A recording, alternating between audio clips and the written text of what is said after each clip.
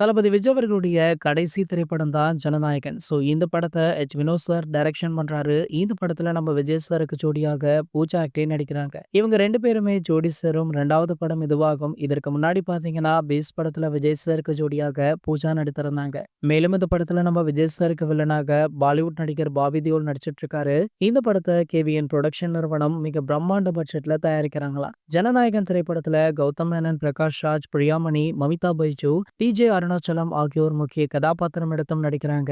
இந்த படத்திற்கு ராக்ஸ்டர் அனிருத் அவர்கள் இசையமைக்கிறாரு. படத்துடைய ஒளிப்பதிவாளராக சத்யசூரியனன் பணியாற்றி வராராம். அதே போல பாத்தீங்கன்னா, படத்தொகுப்பு பணிகளை பிரதீப் ராகவும் மேற்கொள்றாரு. இந்த படத்துடைய படப்பிடிப்பு 4 மாதங்களாக நடந்துட்டு இருக்கு. சமீபத்துல பாத்தீங்கன்னா, இந்த படத்துடைய first look, second look poster வெளியாகி பட்டி தொட்டி எங்கும் பட்டை கலப்புச்சு.